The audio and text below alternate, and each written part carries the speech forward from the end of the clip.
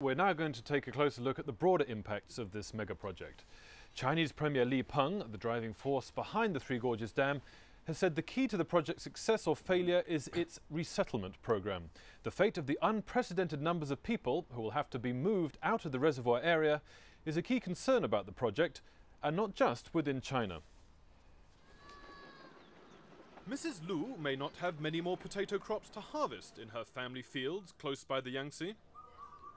They'll all be underwater when the 600-kilometre-long reservoir starts filling in 5 years' time.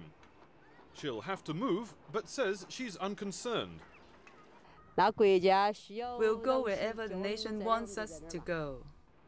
Mrs. Lu will be one of 1.3 million relocatees, the world's biggest resettlement program by far. Reason enough for concern, say some. The history of population relocation programs, especially to make way for dams around the world, has been fraught with controversy. It is highly susceptible to giving rise to various sorts of human rights violations. The likelihood of things going wrong is extremely high. The potential for social turmoil if resettlement goes wrong is underlined by its sheer scale. When the reservoir fills, this clock tower will become an island, and this bridge will only just clear the water. So where will all the people go? Officials aren't ruling out the possibility that some may move to remote, underpopulated areas like Xinjiang or the northeast. But they say the vast majority of riverside communities, like Wushan, will simply move uphill. This town of 60,000 will disappear completely when the reservoir starts to fill in 2003. In the next 5 years, everyone living down here will have to move to the new town they're building for themselves up there.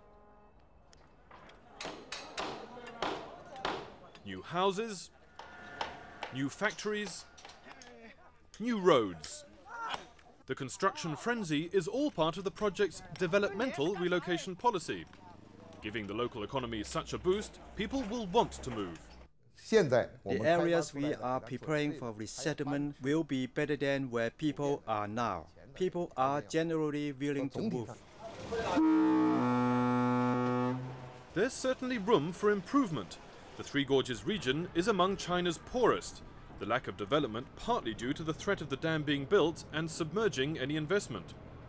But moving entire communities uphill means more people on less land, and less fertile land than that enriched by the silt-laden Yangtze.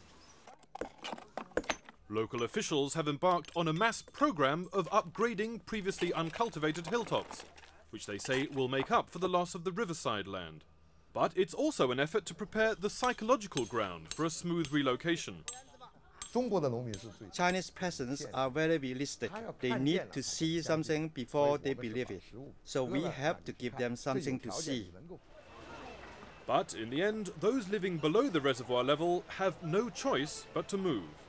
And, say human rights activists, no chance of voicing their opinions.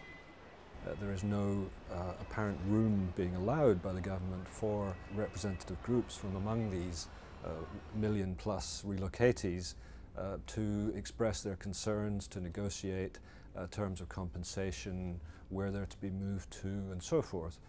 Human rights groups want outside monitoring of the resettlement. China hasn't agreed, but says it has nothing to hide. If you say we are not transparent, you don't understand us. As far as resettlement is concerned, we are very transparent, overseas and internally, from top to bottom. Maybe not perfectly transparent. This brickmaker will have to move. He explained the compensation system, a job for those under 45 and cash for those over 45 like himself. But that's not official policy. Resettlement is another version of a familiar debate. What critics see as a human rights issue, Beijing sees in terms of economic development.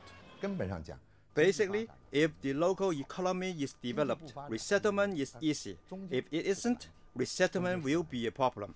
Despite its huge scale, the Three Gorges project is a Chinese government's dilemma writ small. To avoid massive social unrest, it must convince relocatees life will be better.